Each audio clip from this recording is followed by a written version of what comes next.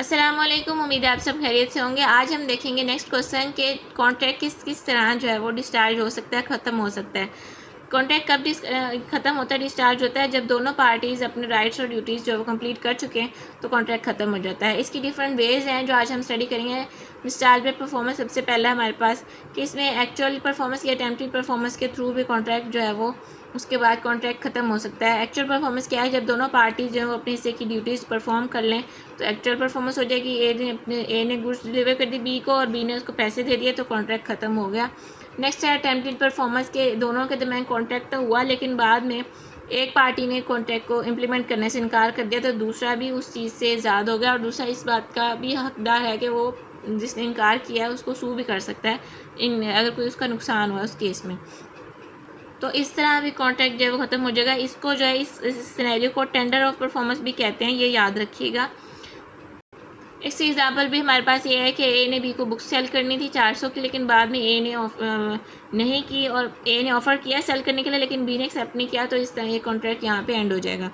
Next हमारे पास है by agreement discharge कैसे हो सकता है। इसमें डिफरेंट टाइप्स हैं कि हम कॉन्ट्रैक्ट में चेंजेस कर लें।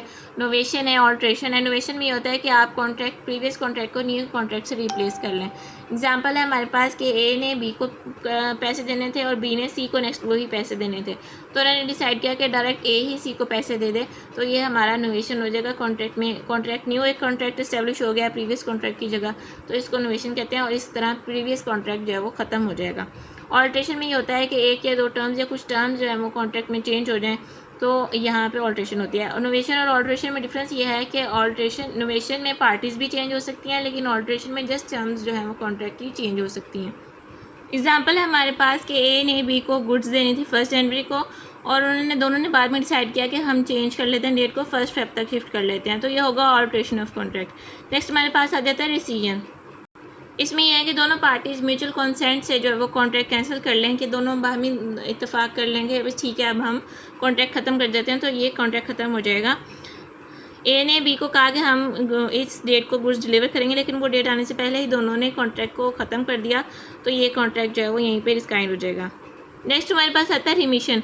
जब एक पार्टी जो है वो एक्सेप्ट कर ले कि अगर जितनी अमाउंट उन्होंने तय की होती है उससे कम अमाउंट कर ले या फिर टाइम जो उन्होंने दिया होता है उसको एक्सटेंड कर दें, तो भी जो है वो कॉन्ट्रैक्ट, इसको रिमिशन ऑफ कॉन्ट्रैक्ट कहते हैं। एग्जांपल है कि अगर ए ने बी को 5,000 देने थे लेकिन बी ने कहा कि ठीक है तुम मुझे 3,000 दे दो, और जब वो 3,000 दे देगा तो उसका पूरा जो लोन है वो ख़त्म हो जाएगा और कॉन्ट्रैक्ट यहीं पे ख़त्म हो जाएगा।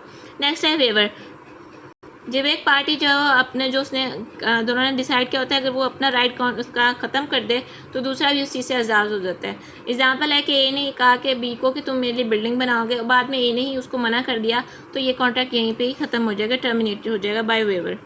नेक्स्ट हमारे पास आता है इम्पॉसिबिलिटी के थ्रू कैसे कॉन्ट्रैक्ट जो ख़त्म हो सकता है। इनिशियल इम्पॉसिबिलिटी जो शुरू से ही कॉन्ट्रैक्ट इम्पॉसिबल हो वो कॉन्ट्रैक्ट बनता है यानी ख़त्म हो जाता है उसी time. For example A P को पैसे दे के तुम मेरे लिए तारे तोड़ के लाओ और मैं तुम्हें 5,000 दूंगा या 1,000 दूंगा, तो ये ख़त्म हो गया यहीं पे कॉन्ट्रैक्ट, ये कॉन्ट्रैक्ट नहीं होगा। और दूसरा कॉन्ट्रैक्ट ये होता है सब्सिक्वेंट इम्पॉसिबिलिटी, जो पहले तो पॉसिबल था लेकिन बाद में कुछ रीजंस की वजह से इम्पॉसिबल हो गया, like destruction of subject matter, death और personal incapacity, change of law या डिक्लेरेशन ऑफ वॉर। नेक्स्ट आ जाता है discharge by lapse of time. Time की वजह से अगर कैसे डिस्चार्ज हो सकता है कॉन्ट्रैक्ट। टाइम लिमिट्स जो लॉ है वो एक्ट है डिस्क्राइब करता है टाइम लिमिट्स की जिसके अंदर कॉन्ट्रैक्ट जो इन्फोर्स किया जा सकता है, उस टाइम के बाद कॉन्ट्रैक्ट अनइन्फोर्सेबल होता है और कॉन्ट्रैक्ट ख़त्म हो जाता है खुद ही से। एग्जाम्पल है कि ए ने बी से लोन लिया और लोन का जो ड्यूरेशन था जब तक वो रीपेमेंट करनी थी तो वो ड्यूरेशन एक्सपायर हो गया, लेकिन फिर भी बी ने उसके खिलाफ कोई भी केस फाइल नहीं किया, उसको सू नहीं किया, तो यहाँ पे कॉन्ट्रैक्ट ख़त्म हो जाएगा और ये अपनी लायबिलिटी से आज़ाद हो जाएगा। नेक्स्ट है ऑपरेशन ऑफ लॉ। उसकी वजह से कैसे कॉन्ट्रैक्ट ख़त्म हो सकता है, by death, by unauthorised alteration, by insolvency और बाय मर्जर। मतलब कोई काम ऐसा जिसने खुद पर्सन ने करना था लेकिन वो खुद पर्सन ही मर गया है, उसकी डेथ हो गई है, तो वो कॉन्ट्रैक्ट ख़त्म हो जाएगा। एक पार्टी ने जो है वो अनऑथराइज्ड ऑल्ट्रेशन करती है दूसरे को बताए बगैर, तब भी वो कॉन्ट्रैक्ट ख़त्म हो जाएगा। अगर लॉ ने या कोर्ट ने एक पर्सन को इंसॉल्वेंट डिक्लेयर कर दिया तब वो ख़त्म हो जाएगा।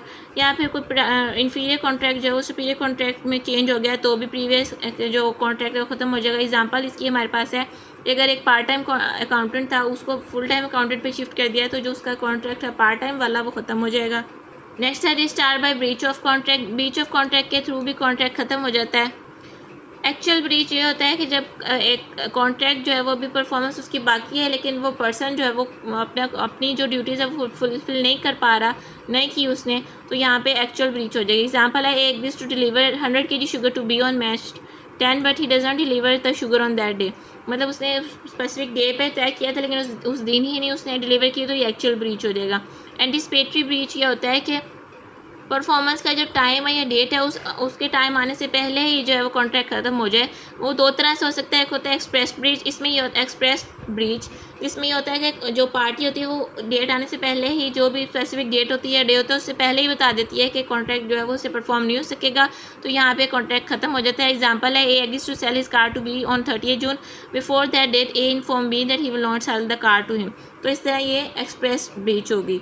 इम्प्लाइड ब्रीच ये होगी कि when a party does such act which makes the performance of a contract impossible, कि मतलब कोई पार्टी ऐसा काम करे जिससे वो इम्पॉसिबल हो जाए कॉन्ट्रैक्ट, तब भी जो है वो इम्प्लाइड ब्रीच हो जाती है, कॉन्ट्रैक्ट खत्म हो जाता है। एग्जांपल है, A promises to sell his car to B on 30 June but before that date A sell his car to C. तो इस तरह भी ये कॉन्ट्रैक्ट खत्म हो गया। ये था आज का क्वेश्चन, उम्मीद है आपको समझ आया होगा। अपना ख्याल रखें, अल्लाह हाफिज़।